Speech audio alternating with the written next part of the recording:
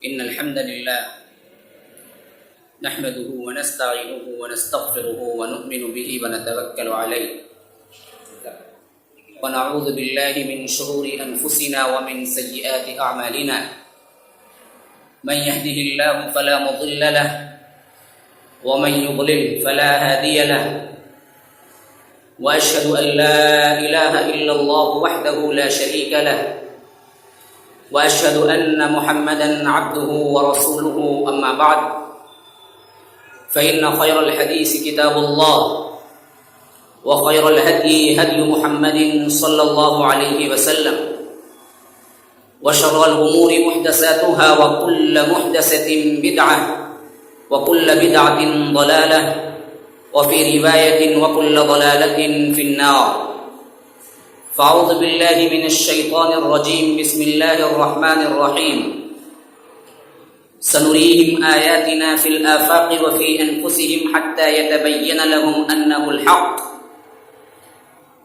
وقال تعالى إذا الشمس كبرت وإذا النجوم انكدرت وإذا الجبال سجرت وإذا العشار عطلت وإذا الوحوش حشرت وإذا البحار سجرت وإذا النفوس زوجت وإذا الموءودة سئلت بأي ذنب قتلت وإذا الصحف نشرت وإذا السماء كشطت وإذا الجحيم سعرت وإذا الجنة أزلفت علمت نفس ما أحضرت اللهم أرنا الحق حقا وارزقنا اتباعه وأرنا الباطل باطلا وارزقنا اجتنابه اللهم علمنا ما ينفعنا وانفعنا بما علمتنا وارزقنا علما رب اشرح لي صدري ويسر لي أمري واحلل عقدة من لساني يفقهوا قولي.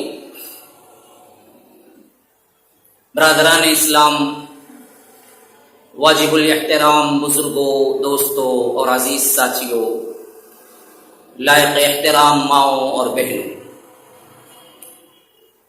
جس موضوع پر مجھے خطاب کرنا ہے، جیسا کہ ابھی وضاحت ہوئی تھی، کائنات کی سب سے بڑی حقیقت، تو اس میں دو پہلو آ گئے، ایک ہے لفظ کائنات، پھر اس کی حقیقت.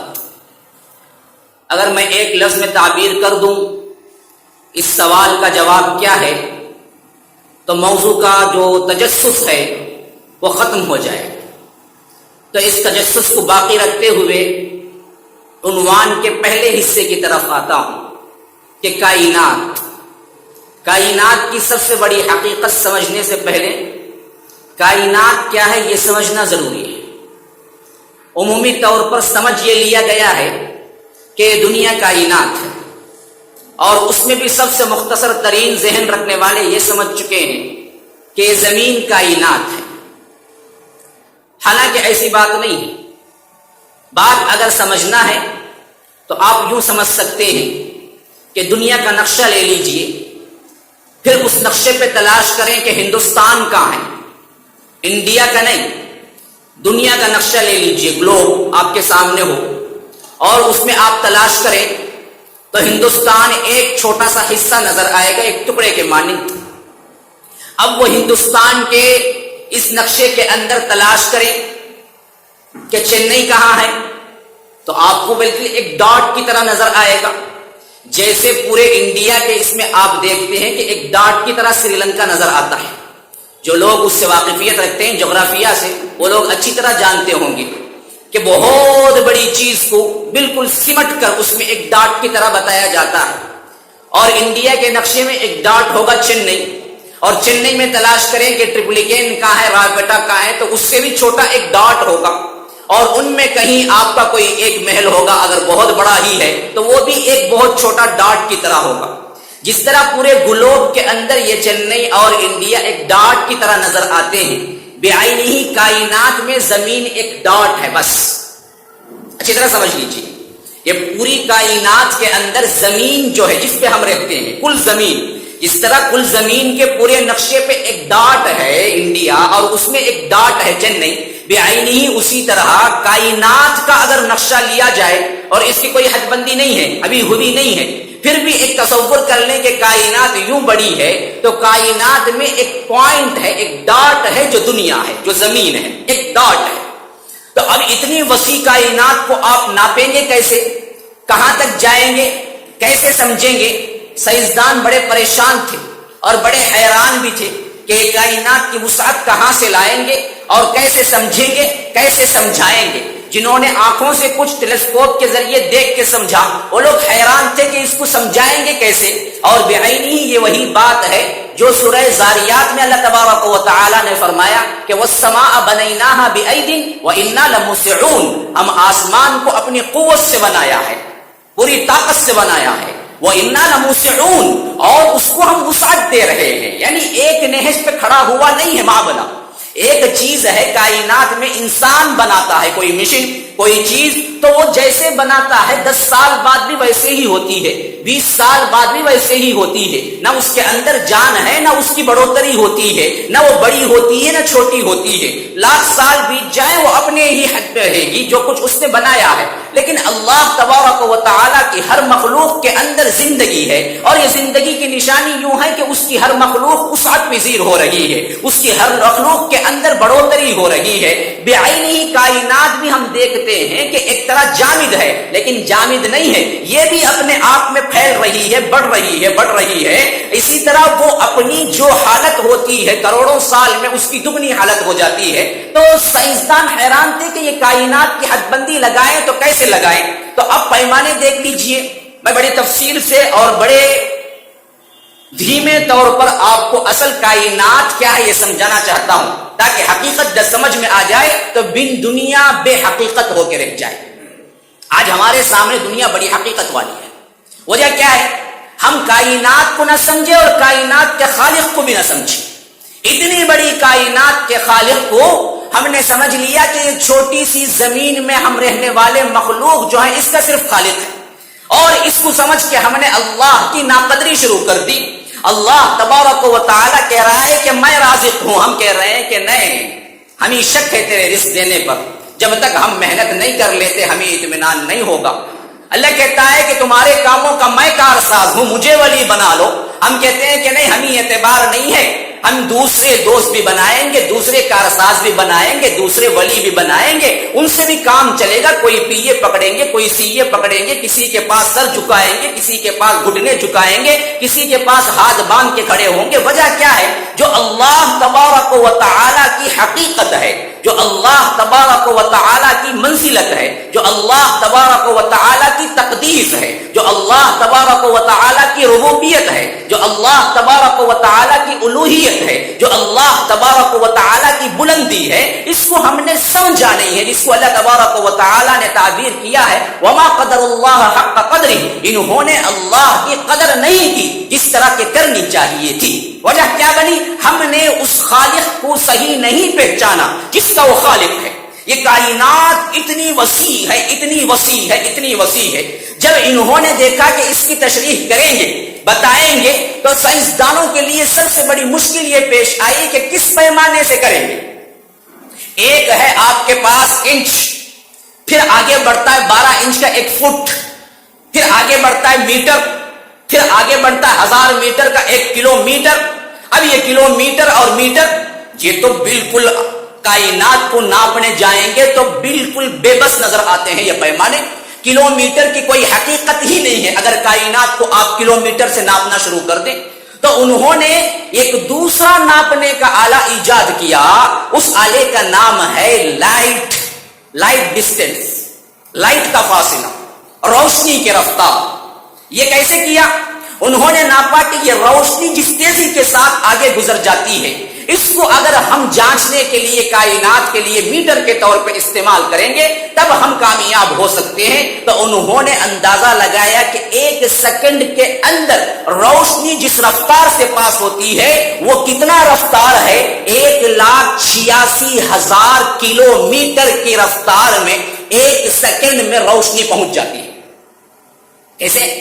1 سیکنڈ میں روشنی کا جو فاصلہ طے ہوتا ہے وہ 1,86,000 کلومیٹر.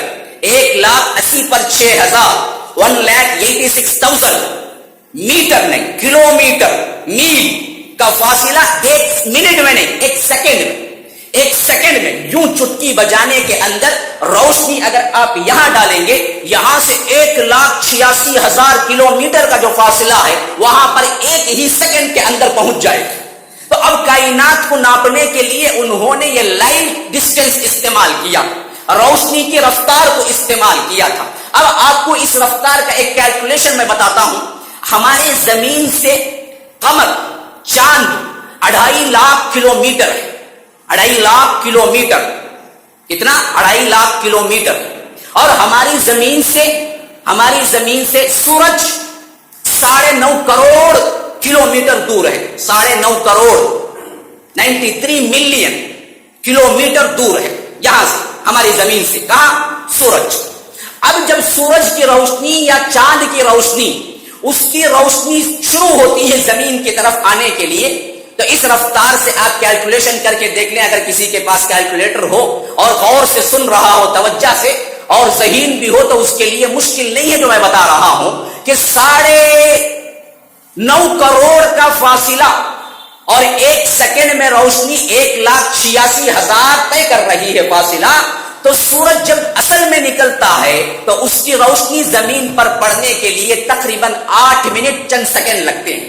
بعض سائنسدان کہتے ہیں کہ 8 منٹ 8 سیکنڈ لگتے ہیں، بعض سائنسدان کہتے ہیں کہ کل مکمل 8 منٹ لگتے ہیں۔ کہاں سے؟ جب طلوع ہوتا ہے، روشنی منزل کی طرف شروع ہوتی ہے، زمین کی طرف شروع ہوتی ہے سورج کی، تو اس کو 9.5 کروڑ کا فاصلہ طے کر کے یہاں پہنچنے کے لیے آپ کو 8 منٹ چند سیکنڈ لگتے ہیں۔ جب آپ یہاں کہتے ہیں کہ سورج طلوع ہو گیا، دراصل اس وقت طلوع نہیں ہوتا ہے، وہ 8 منٹ پہلے طلوع ہو چکا ہوتا ہے، جس کی روشنی پہنچتی آپ کو 8 منٹ چند سیکنڈ لگ جاتے ہیں۔ یہ ہے روشنی کی رفتار، جس تیزی کے ساتھ وہ آتی ہے۔ کائنات اتنی دور ہے، اس میں کا اب دیکھ لیجئے، چاند کا فاصلہ 2.5 لاکھ ہے، تو اس کی روشنی پہنچنے کے لیے 1 سیکنڈ چند ملی سیکنڈ ہوتے ہیں، 1 سیکنڈ چند ملی سیکنڈ کے اندر پہنچ جاتا ہے چاند کی جو روشنی منزل کی طرف پہنچتی ہے، زمین کی طرف پہنچتی ہے۔ اب جو سیارے ہیں اس دنیا کے اندر اور زمین کے اطراف بکھرے ہوئے سیارے ہیں، ان میں سب سے قریب ترین سیارہ جو ہے وہ ہے سورج، سب سے قریب ترین، اور وہ ہے 9.5 کروڑ میل دور، اس سے، اس زمین سے۔ اب کائنات کی وسعت کا اندازہ لگائیں کہ کتنی بڑی کائنات ہوگی جس کا قریب ترین سیارہ کیا ہے؟ 9.5 کروڑ میل دور ہے، جس کی روشنی لائٹ کی رفتار سے تقریباً 8 منٹ لگتے ہیں۔ اچھا، یہاں تک تو سن لے سکتے ہیں، ایک حد تک ایک اندازہ ذہن میں آ سکتا ہے، لیکن اب آگے بڑھیے، اس سے حیران کن بات آپ کو بتا رہا ہوں، اور یہ جو کچھ بھی بتا رہا ہوں میں اپنے طور پہ نہیں بتا رہا ہوں، آپ کو آج تو پوری دنیا سمٹ کے آ گئی ہے۔ پڑھے دیکھیں یونیورس کے بارے میں کہ سائنسدانوں کا اپنا کہنا کیا ہے، سب باتیں آپ کو حقیقت بن کے سامنے آ جائیں گی۔ جو کچھ میں آپ کو لب لباب پیش کر رہا ہوں اس مضمون کا کہ یونیورس کیا ہے، کائنات کیا ہے۔ اب آگے بڑھیے، سوچنے کی بات اصل میں کیا ہے، میں یہ پورا مضمون جس کے لیے ادا کیا وہ کیا ہے؟ سورج سے آگے جب آپ نکلتے ہیں کہ کیا ہے دیکھنے کے لیے، بڑی حیران کن بات بتا رہا ہوں۔ سورج سے آگے انسان جب نکلتا ہے سیٹلائٹ کے ذریعے، کوئی اور ٹیلیسکوپ کے ذریعے، پاورفل ٹیلیسکوپ کے ذریعے آگے بڑھتا ہے، اور کیا ہے دیکھنے کے لیے؟ سائنسدان حیران ہیں، اور کیا ہے فاصلہ دیکھنے کے لیے آگے بڑھنا ہے، اور اس میں بڑھنا ہے جس میں لائٹ ایئر ہوتا ہے۔ لائٹ ایئر کیا ہے؟ لائٹ ایئر کیا ہے یہ بھی سمجھ لیجیے، میں سائنس پڑھانا نہیں چاہتا تھا، لیکن دراصل اللہ کی قدرت کے لیے اس کو کیا ہے آپ سمجھیں گے تو پھر اللہ کی کائنات اور اللہ کی قدرت آپ کو نظر آئے گی۔ لائٹ ایئر وہ ہے کہ روشنی کی جو 1 سیکنڈ میں 1,86,000 میل رفتار طے کرتی ہے، اگر وہ اسی رفتار سے 1 سال طے کرے، 1 سال کتنے؟ 1 سیکنڈ میں 1,86,000 میل فی سیکنڈ، ویسے 1 سال تک چلتی رہے تو جتنا فاصلہ طے کرے گی، ملین، بلین، ٹریلینز میل کا فاصلہ جب طے کرے گی تو 1 سال میں جتنا کرتی ہے اسے کہتے ہیں 1 لائٹ ایئر، 1 لائٹ ایئر۔ آپ دیکھ لیں نیٹ میں بھی آپ سرچ کر کے دیکھ لیں 1 لائٹ ایئر کتنا ہوتا ہے، 1 لائٹ ایئر۔ حیران کن بات کیا ہے اب اس معاملے میں، سورج سے آگے بڑھیں اور دیکھیں کہ کائنات کس طرح وسیع ہے اور اس کے آگے کیا ہے۔ تو میں نے بتایا تھا کہ سب سے نزدیک ترین سیارہ اور ستارہ سورج ہے دنیا سے، زمین سے۔ اب اس کے بعد کیا ہے ستارہ، اس کے بعد کون سا تارہ ہے، یہ دیکھنے کے لیے آگے جاتا ہے بندہ، آگے جاتا ہے، اور رفتار کون سی ہے، میٹر کلومیٹر کی نہیں ہے، لائٹ کی رفتار سے آگے جاتا ہے۔ حیران کن بات یہ ہے کہ 1 سال گزر جانے پر بھی ایک سیارہ نظر نہیں آتا، 1 سال 1 لائٹ ایئر تک کچھ نہیں ہے آگے۔ اچھا 1 میں نہیں ہے، 2 میں بھی نہیں ہے، 2 میں نہیں ہے، 3 میں بھی نہیں ہے، 4 میں سب سے پہلا ستارہ نظر آ رہا ہے، 4 میں 4 لائٹ ایئر زمانہ گزر جائے گا، اس وقت آپ کو دوسرا ستارہ نظر آتا ہے۔ پھر ان ستاروں کے درمیان یہ سب سے کم فاصلہ ہے، 4 لائٹ ایئر کے اندر ایک ستارہ، 4 لائٹ ایئر کے اندر۔ اس کے بعد فاصلے بڑھتے چلے جاتے ہیں، جو ہم یہاں بیٹھ کے ستاروں کو ٹمٹماتے ہوئے جو دیکھتے ہیں اور بالکل پاس میں جو دیکھتے ہیں، یہ سب فاصلے کی وجہ سے ہوتا ہے، ورنہ ایک ستارے کی آپس کی دوری کئی سال لائٹ ایئر ہے، کسی کی 10 سال، کسی کی 20 سال، کسی کی 30، کسی کی کروڑ لائٹ ایئر سال کی بلندی پر ہے، فاصلے پر ہے، کروڑ لاکھ، ایک ستارہ اتنے فاصلے پہ پھیلا ہوا ہے۔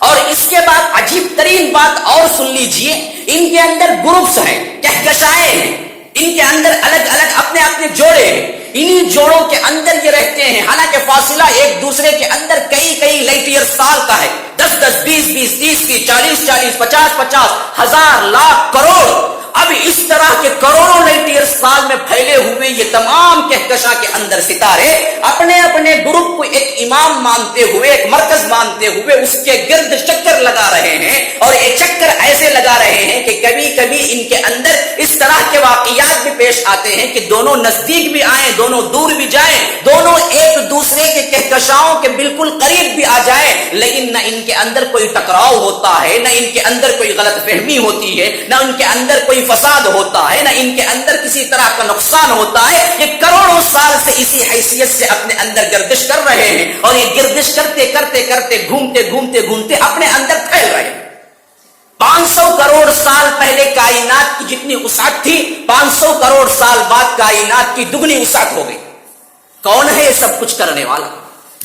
یہ سب کچھ جو ہو رہا ہے کائنات کے اندر، جو میں نے بتایا تھا کہ کائنات کیا اپنے اندر معنی رکھتی ہے، اتنی وسیع کائنات جس میں کروڑ سیارے ہیں، اور ایک سیارہ اتنی بلندی پہ ہے کہ کروڑوں سال لائٹ ایئر اس کے فاصلے کو پہنچنے کے لیے ہو جائیں گے، اور پھر اس کے اندر کا جو فاصلہ ہے، اس کے اندر کروڑوں زمینیں، اس کے اندر کروڑوں چاند، اس کے اندر کروڑوں سورج اس کے اندر داخل ہو جائیں گے، ایک ستارے کے اندر، جو ہم آسانی سے چھوٹے سے ٹمٹماتے ہوئے ستارے کو دیکھتے ہیں۔ تب ہم کائنات میں زمین کے اندر کیا حیثیت رکھتے ہیں، اللہ کے آگے اس مخلوق اور انسان کی کیا حقیقت ہے، جبکہ وہ خالق کائنات، خالق دنیا نہیں، خالق زمین نہیں، خالق انسان صرف نہیں، وہ کائنات کا خالق ہے، جس کی وسعت کی بے پناہیاں آپ کے لیے کوئی اندازہ قائم کرنے کے لیے بھی نہیں دیتی۔ اتنا سب کچھ سائنس اور کیلکولیشن میتھس ایجاد ہونے کے باوجود بھی آج تک اندازہ نہیں کر سکتا کوئی بندہ کہ یہ کائنات کتنی وسعت کے ساتھ پھیلی ہوئی ہے۔ اس کائنات کی اتنی بڑی وسعت میں پھیلی ہوئی یہ مخلوقات، جن کا ایک کا فاصلہ آپ نہیں سن سکتے، سمجھ نہیں سکتے، ان تمام کو چھوڑ کے اللہ تبارک و تعالی انسان کو چنتا ہے کہ یہ میرے خلیفہ بنیں گے، تو کیوں؟ ہے نا سوال بہت اہم، بہت بڑی بات ہے نا۔ ہم کیا چیز ہیں سورج کے سامنے، ہم کیا چیز ہیں چاند کے سامنے، ہم کیا چیز ہیں سیاروں کے سامنے، ہم کیا چیز ہیں آسمان کے سامنے، لیکن ان تمام مخلوقات کو پیدا کیا تو 2-3 لفظوں کے اندر بول دیا۔ ان تمام کے لیے کوئی اور حیثیت نہیں سوائے کہ مخلوق، لیکن ہم ہی کہتا ہے کہ تم بڑے امپورٹنٹ ہو میرے لیے. انا عرضنا الامانۃ علی السماوات والارض والجبال فابین ان یحملنها واشفقن منها وحملها الانسان انه كان ظلوما جہولا. ہم نے پیش کیا تھا اس امانت کو. امانت کسے دیتے ہیں؟ کوئی بتائیے نا. امانت کوئی بھی کسے دیتا ہے؟ جو اس کا اپنا ہوتا ہے اسے دیتا ہے، جس پر قابل اعتماد بھروسہ ہوتا ہے اس کو دیتا ہے. اللہ کہتا ہے کہ میں امانت دینی چاہیے تو عرضنا الامانۃ علی السماوات، آسمانوں پر پیش کی، والارض زمین پر پیش کی، والجبال پہاڑوں پر پیش کی، فابینا سب نے انکار کر دیا، سب لینے سے ڈر گئے. واشفقنا منها وحملها الانسان، انسان نے اس کو اٹھا لیا. انه كان ظلوما جہولا، بڑا جاہل بھی ہے، بڑا ناشکرا بھی ہے، بڑا ظالم بھی ہے. اس کو پتہ نہیں ہے کہ اس نے کیا چیز اٹھا لیا، کیا چیز کی ذمہ داری قبول کر لی. جنت اور جہنم اس کے ڈر اور اس کے انعامات کو دیکھتے ہوئے، لیکن جہنم کے ڈر کی وجہ سے آسمان نے انکار کر دیا کہ میں نہیں لے سکتا، جہنم کے ڈر کی وجہ سے زمین نے انکار کر دیا کہ میں نہیں لے سکتا، پہاڑ نے انکار کر دیا کہ میں نہیں لے سکتا. لیکن یہ انسان ہے جس کو اٹھا لیا، تو اللہ نے کہا کہ یہ انسان ہے میری پوری مخلوقات میں اشرف المخلوقات. وَلَقَدْ كَرَّمْنَا بَنِي آدَمَ وَحَمَلْنَاهُمْ فِي الْبَرِّ وَالْبَحْرِ وَرَزَقْنَاهُمْ مِنَ الطَّيِّبَاتِ وَفَضَّلْنَاهُمْ عَلَى كَثِيرٍ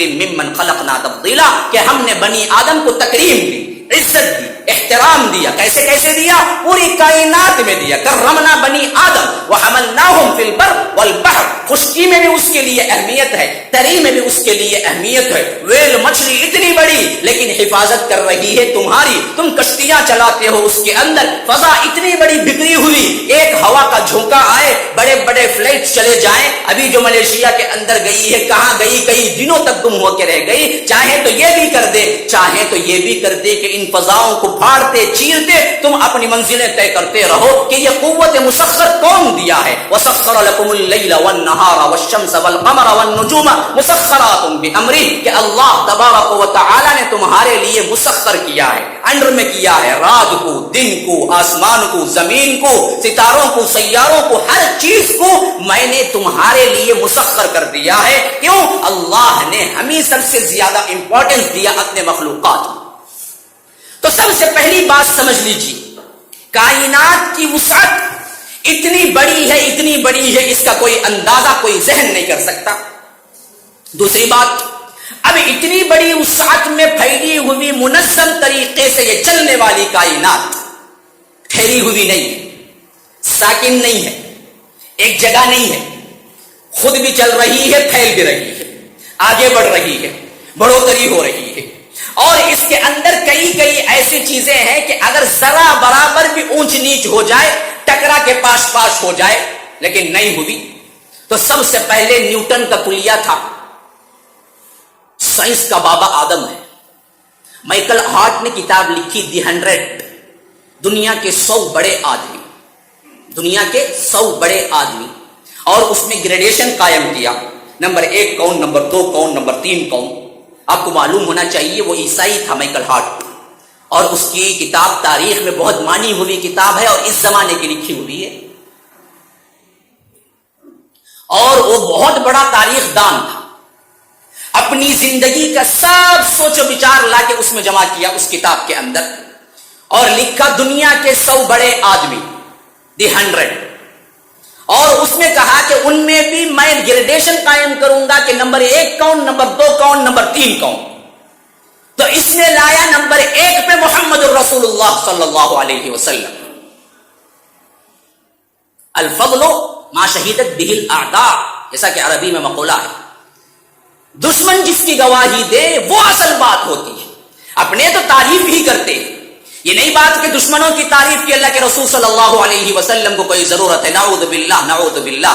جس کا رب کائنات تعریف کرے وہ کسی تعریف کا محتاج ہے. ورفعنا لک ذکرک، اللہ کے رسول صلی اللہ علیہ وسلم کو تو خود اللہ تبارک و تعالی نے کہہ دیا کہ ہم آپ کا ذکر بلند کیا.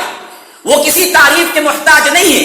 ہم تعریف کرتے ہیں تو ہماری نیکیاں بڑھتی ہیں، ہم صلوات بھیجتے ہیں، ان کو ضرورت نہیں ہے، ہم بھیجتے ہیں تو ہماری نیکیوں میں اضافہ ہوتا ہے، ہمارے گناہیں معاف کی جاتی ہیں. لیکن بتانے کا مقصد یہ ہے کہ دنیا کے رواج کے مطابق وہ اصل شہادت ہوتی ہے جس میں دشمن بھی گواہی دے کہ یہ بالکل صحیح ہے، تو اسی طرح یہ دشمن عیسائی ہے، سب سے بڑا زمانے کا مؤرخ ہے، اور اس نے اپنی زندگی کا بہت بڑا حصہ اس کے اندر کھپا کے دی 100 نام کی کتاب لکھ کے اس میں گریڈیشن قائم کر کے ساتھ میں سب سے پہلا نمبر دیا محمد الرسول اللہ صلی اللہ علیہ وسلم کو۔ پوچھا گیا کیوں؟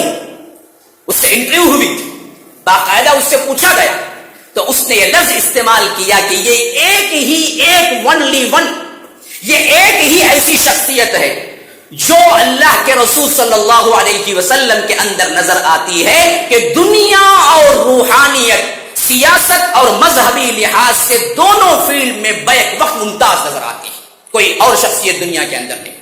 سیاست دان ہو تو اخلاق میں گرا ہوا ہوگا، اخلاق میں بلند ہو تو سیاست اس کو کچھ نہیں آتی ہوگی، جنگجو ہو، بہت بڑا کمانڈر ہو تو اس کے لیے مسجد کیا ہے، تعلیم کیا ہے، اس سے بالکل نا آشنا ہوگا۔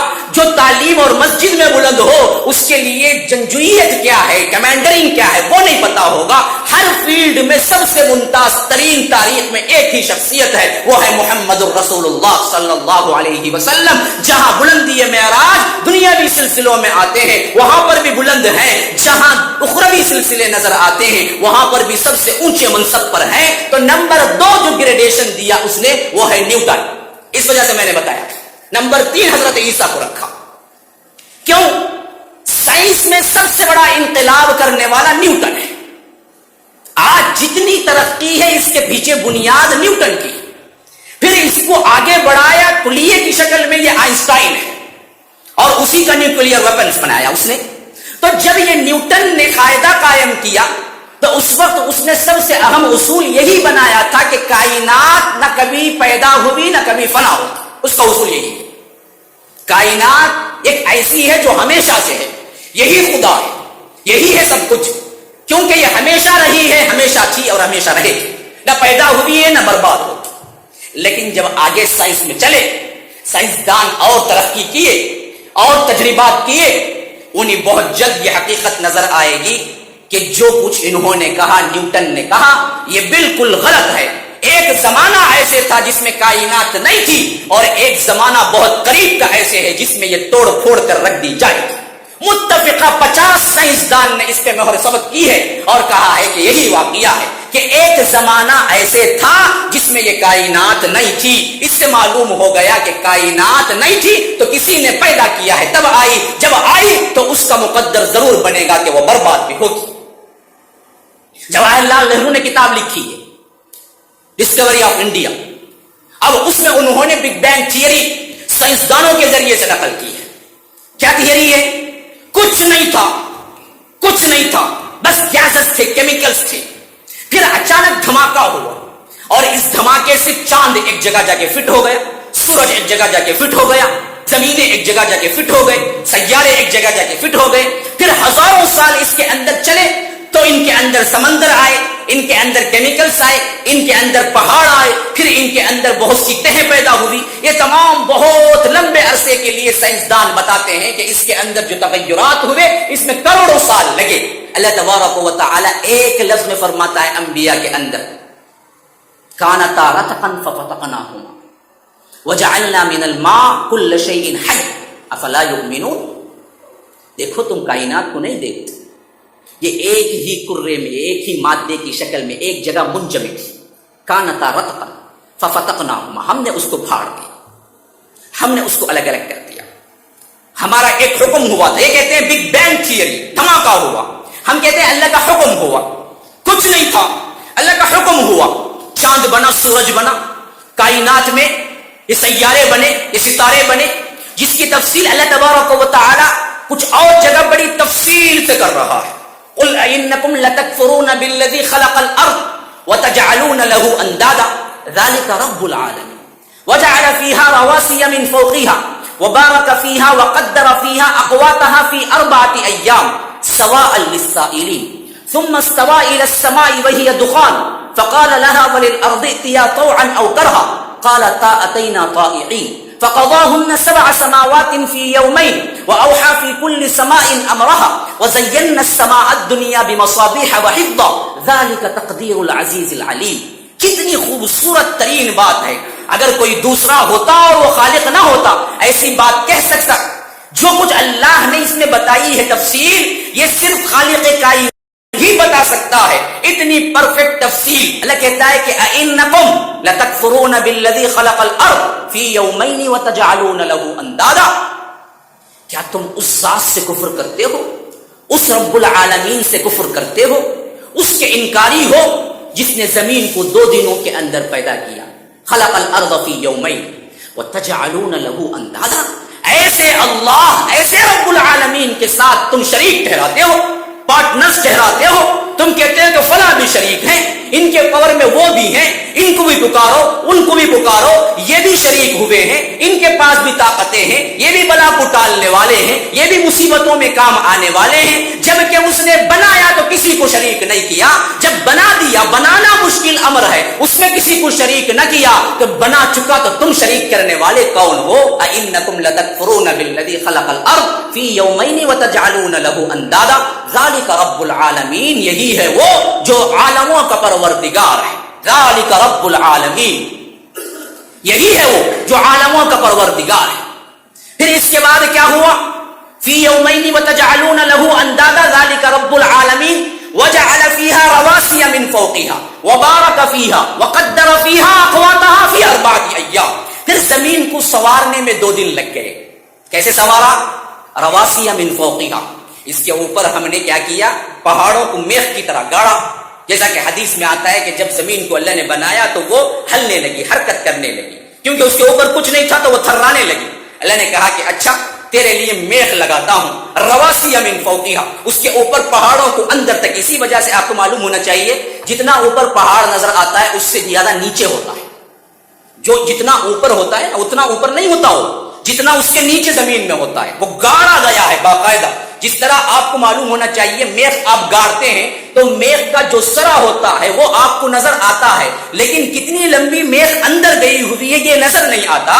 بعین ہی اسی طرح جو نظر میخ کی طرح نظر آ رہا ہے وہ جو اوپر کا حصہ پہاڑ اس سے بہت زیادہ اندر چھپا ہوا ہے، جو گاڑا ہوا ہے. رواسیہ من فوقیہا وبارک فیہا وقدر فیہا اقواتہا فی 4 ایام. پھر اس کے اندر برکتیں، پھر انسانی لحاظ سے جو کچھ چاہیے ان کو یہ سب کچھ مقدر کر دیا زمین کے اندر. تمہیں چاول چاہیے کرو کام، چاول مل جائے گا. تمہیں ترکاری چاہیے ہل چلاؤ مل جائے گا. تمہیں کیا کچھ چاہیے لیکن ملے گا زمین سے، زمین ہی سے ملے گا. یہ سب سسٹم اس کے اندر رکھ دیا. اقواتہا فی 4 ایام. اس میں وہ 2 دن یہ 2 دن 4 دن لگ گئے. فی 4 ایام سواء للسائلین. ہر پوچھنے والوں کے لیے اس کا جواب اسی کے اندر رکھ دیا. کیا مطلب؟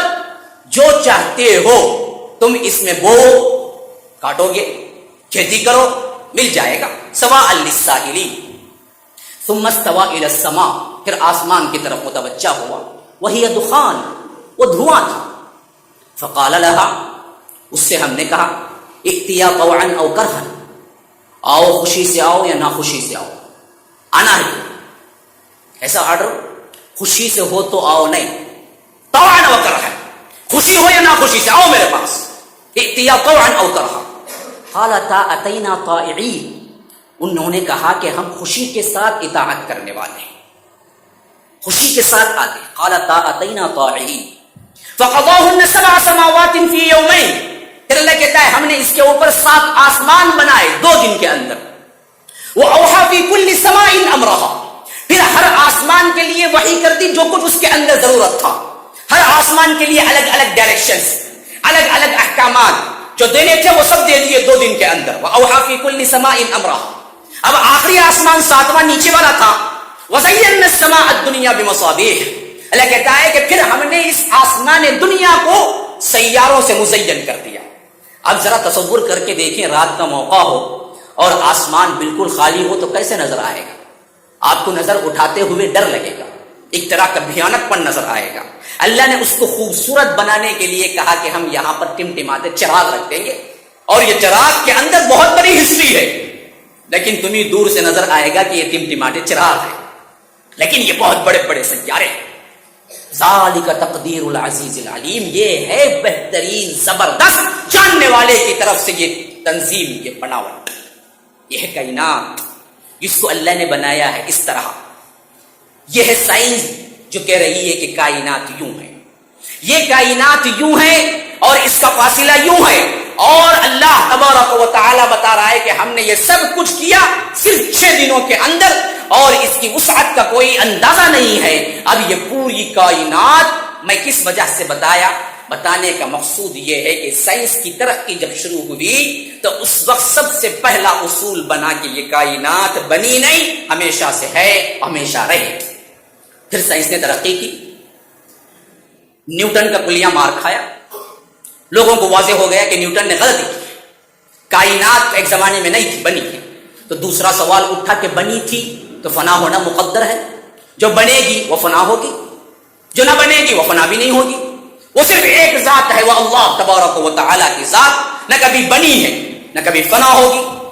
ہاں، وہ الحی القیوم ہے، ہمیشہ زندہ ہے، ہمیشہ زندہ رہے گا، اس کے لیے زمانہ کوئی حیثیت نہیں رکھتا، اس کی کوئی پیدائش نہیں ہے، کوئی فنا نہیں ہے۔ پوچھا مشرکین نے اللہ کے رسول صلی اللہ علیہ وسلم سے، فلاں کہتے ہیں ان کا نسب یوں ہے، ان کا نسب یوں ہے، وہ فلاں پاور والا، اچھا آپ جو اللہ اللہ اللہ کہتے ہیں ذرا یہ تو بتلائیے کہ ان کا نسب کیا ہے، اس کی ہسٹری کیا ہے، یہ کون ہے، اس کی بھی تو تعریف ہو جائے، ہمیں ان کے خاندان کے بارے میں ہی پتا ہو۔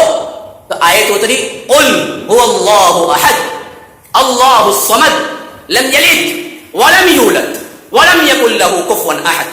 کہو اے محمد الرسول اللہ صلی اللہ علیہ وسلم، اللہ ایک ہے، احد ہے، اس کا کوئی شریک ہے، اور وہ کیسے ہے، صمد ہے، بے نیاز ہے، کوئی کسی چیز کی ضرورت نہیں ہے، سب اس کے ضرورت مند ہیں، وہ کسی کا ضرورت مند نہیں ہے۔ وَهُوَ يُجِيرُ وَلَا يُجَارُ عَلَيْهِ، وہ سب کو پناہ دیتا ہے لیکن اس پر کسی کو پناہ نہیں دی جا سکتی، وہ کسی کے لیے کیا ہے، پناہ کے کسی کا محتاج نہیں ہے۔ یہ ہے اللہ الصمد، لم یلد ولم یولد، نہ جنا ہے نہ جنا گیا ہے، پیدا ہوا ہے نہ پیدا اس سے ہوا ہے، لم یلد ولم یولد، نہ اس کے لیے ابتدا ہے نہ انتہا ہے، نہ پیدائش ہے نہ فنا ہے، ولم یکن له کفوا احد، اس جیسا کوئی نہیں ہے، اس کے مثل کوئی نہیں ہے، اس جیسی کوئی چیز نہیں ہے، لیس کمثلہ شیء وہو السمیع العلیم، اللہ وہ اللہ ہے جس کے مثل، جس کا ایگزامپل کائنات کے اندر کوئی نہیں ہے، وہ سننے والا جاننے والا ہے۔ ولم یکن لہ صاحبہ، اس کو کوئی بیوی نہیں ہے، کوئی بیٹا نہیں ہے، کوئی بیوی نہیں ہے، کوئی شریک نہیں ہے، کوئی پارٹنر نہیں ہے۔ جب یہ پوری کائنات کو بنایا تو اس وقت کسی کا سپورٹ نہیں لیا، کسی کی شرکت گوارا نہیں کی، کسی کو بلایا نہیں، کوئی ایگزامپل نہیں لیا۔ شیر کو دیکھا تو بلی بنائی، بلی کو دیکھا تو شیر کو بنانے کا خیال آیا، نئے نئے نئے نئے مٹی کے ذرات کو لیا تو سمندر بنا دیا، نئے نئے سمندر کے ڈھیر لگا دیے، لیکن ایک مٹی کے ذرے کی ضرورت نہ پڑی، قطرات کو جمع کیا تو پانی بہا دیا، نئے نئے نئے نئے ایک قطرے کے بغیر سمندر بہا دیے، آگ کے ٹکڑے لایا تو پھر اس کے بعد انگار بنا دیا، نئے نئے نئے، کوئی چنگاری بھی نہیں تھی کہ بہت بڑی آگ بنا دی۔ یہ پوری کائنات بغیر مثل کے اللہ تبارک و تعالی نے پیدا کیا، اور پیدا کر کے کہا کہ ہم نے پیدا کیا فنا کرنے۔